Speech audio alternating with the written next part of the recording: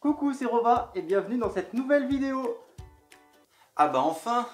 Alors oui, je suis désolé, il y avait une vidéo géniale qui devait sortir en collaboration avec Veil et Rayblaze.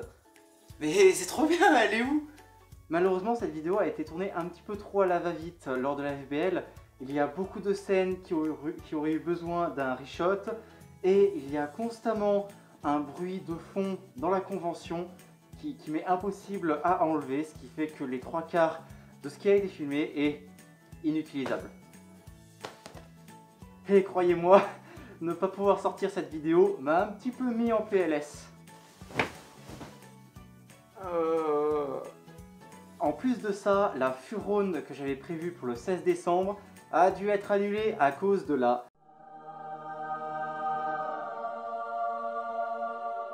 qui n'a pas forcément amélioré mon état.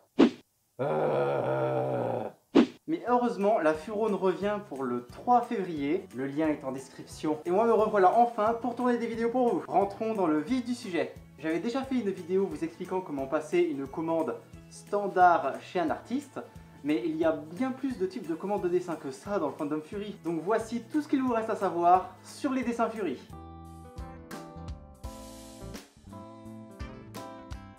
Je voulais tout d'abord vous reparler des Itch et des Art Trade. En ce qui concerne les Itch, qui veut dire littéralement Your Character Here, ou ton personnage ici, ce sont des dessins conçus et imaginés par les artistes qui vont donc créer une pose, un décor, etc., une scène, pour ensuite les proposer au Fury et, moyennant une certaine somme, incorporer leur personnage à l'intérieur. Ça peut être un personnage entier, ça peut être juste un morceau, une tête par exemple, ou des pattes.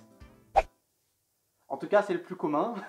Et donc vous payez cet artiste et il vous fait votre personnage, vos pattes, à la place de celles présentes sur son Itch. Généralement, les artistes vont créer plusieurs places, plusieurs slots pour un même Itch, histoire de pouvoir répondre au plus grand nombre de demandes. Il arrive également que les artistes vous proposent de donner une somme plus ou moins élevée afin d'avoir un Itch et donc un dessin d'une qualité, même chose, plus ou moins élevée au niveau des détails. Ce type de commande est parfait pour ceux qui n'ont pas souvent d'idée de quoi commander, comme moi, ou simplement ceux qui espèrent trouver de l'inspiration pour un dessin qu'ils aimeraient faire eux-mêmes.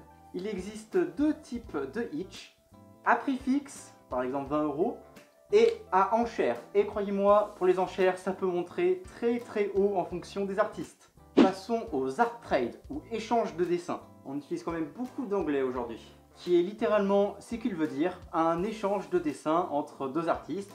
Voilà, monsieur A fait un dessin pour monsieur B, monsieur B fait un dessin pour monsieur A. Voilà, tout le monde est content, ça marche bien, youpi. Mais on peut créer des variantes à ça. J'ai par exemple créé un concept qui s'appelle le Art Trade Cascade, qui consiste donc à poster le dessin de son personnage, voilà, proposer son personnage, et la personne qui commente en dessous doit le dessiner. La personne qui commente en deuxième doit dessiner le personnage de la première personne, la personne qui commente en troisième dessine le personnage de la deuxième personne, et ainsi de suite jusqu'à la fin. Ça permet d'avoir non pas un ou deux dessins, mais d'en avoir toute une tripotée, une cascade de dessins. En ce qui me concerne, je fais d'abord le dessin au crayon de papier sur une feuille. J'ai tendance à mettre quand même beaucoup de détails pour avoir un bon rendu global de ce que je veux. Une fois que mon dessin est fait, je demande à la personne à qui il est destiné si tout est bon. Si tout est bon, je repasse au noir. Généralement, cette étape va assez vite. Ensuite, je scanne mon dessin, je le mets sur ordinateur. J'améliore un petit peu le line, mais juste un tout petit peu, histoire de le rendre plus propre. Je rajoute la couleur, et voilà.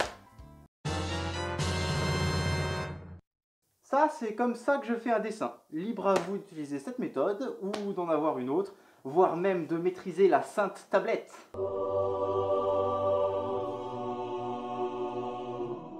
Parlons ensuite des Pay to Use et des Free to Use. Encore de l'anglais.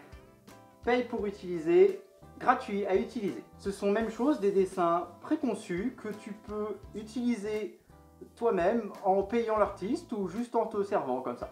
Généralement, ces types de commandes sont juste les lignes des dessins où il manque la couleur, et en le prenant, c'est à toi de rajouter les couleurs dessus. Le principal intérêt selon moi est de pouvoir créer la référence de son personnage. Tu prends donc une référence gratuite ou payante, sans couleur, tu mets les tiennes, tu crées ton personnage, ça marche bien. Ce qui est bien, c'est qu'il y a beaucoup de pay to use, de free to use sur Furaffinity par exemple, avec tout plein d'espèces, tout plein de styles différents, donc tu auras l'embarras du choix. Et enfin, si tu ne sais pas quoi faire comme Furzona, il reste les adoptables. Les adoptables. Les adoptables, alors c'est pas des dessins déjà tout conçus, ce sont des personnages de A à Z déjà préconçus et qui sont soit à adopter gratuitement, soit même chose à adopter moyennant une petite somme d'argent. Et voilà, si tu ne sais pas quel personnage tu veux, tu peux regarder les adoptables et trouver le personnage qui te correspondrait. Tu peux même, avec l'accord de l'artiste, le modifier un petit peu, histoire qu'il te corresponde mieux. Ou alors, si tu veux juste un nouveau personnage comme ça, sur un coup de tête, c'est très bien aussi. Les adoptables sont généralement présentés sous la forme de référence, toujours, qui est vraiment la base à avoir pour ensuite commander d'autres dessins. C'est généralement ce que vous donnez aux artistes pour qu'ils puissent créer votre personnage pour une commande classique, pour un itch, pour un art trade, pour tout ce que vous voulez.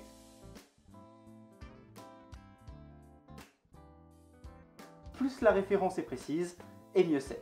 Pour passer les commandes, les artistes peuvent également vous donner accès à leur price list. C'est une liste des différents styles que possède l'artiste, avec le différent niveau de détail et les prix correspondants. Ça vous aide à choisir ce que vous voulez, avec votre budget et le style que vous recherchez. Un dernier style de commande existe, les Pay What You Want, ou Pay ce que tu veux. Il s'agit de commandes souvent faites en live devant la personne, ou pour un dessin donné, tu donnes la somme que tu souhaites à l'artiste, et bien sûr, plus tu donneras, et plus le dessin réalisé sera beau, précis, avec des détails, etc. Ça permet d'avoir des dessins à plus ou moins petit budget en fonction de ce que tu recherches. Et enfin, dernière partie, parlons législation. Parce que les dessins c'est bien, mais la loi, c'est bien aussi. J'ai pas envie de dire que c'est mieux, mais c'est bien aussi. Bon, je vais pas vous expliquer tout le détail, parce que la loi est assez longue sur tout ce qu'il y a à dire au niveau de la législation sur la protection des droits d'auteur. Donc je vous fais un petit résumé en 4 points. C'est bon, en 4 points. Tout d'abord, quelque chose qu'il faut retenir, toute image a un auteur, et dans tous les cas, cet auteur a des droits sur son image. Quand vous commandez un dessin, vous ne faites que louer les talents de l'artiste. Le dessin n'est pas vraiment à vous, même si vous l'avez commandé, le dessin est à l'artiste. Deuxième point, si jamais vous voulez partager l'image en public, donc sur un article, sur Facebook, sur YouTube, vous devez toujours demander l'accord de l'artiste. Facebook, Furaffinity, etc. échappent à la règle, hein. Les artistes savent très bien qu'on va partager les dessins qu'ils nous font sur ce type de channel. Mais voilà, en théorie, on doit demander. Troisième point essentiel, peu importe ce que vous en faisiez, peu importe où vous la postez, dès qu'elle est en public, vous devez citer soit l'artiste, soit l'une des pages professionnelles de l'artiste avec l'image. Voilà, faites au moins en sorte de citer le nom de l'artiste lorsque vous publiez une image. Et enfin, quatrième point important à retenir, si jamais vous-même vous donnez l'autorisation à une tierce personne d'utiliser un dessin qui n'est pas de vous, si jamais ça ne plaît pas à l'artiste derrière, la responsabilité retombe sur vous. Donc faites attention. Et voilà, cette vidéo sur les types de dessins Fury est finie.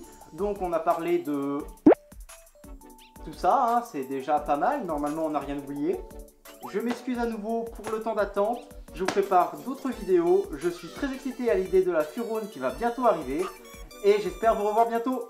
Ronron!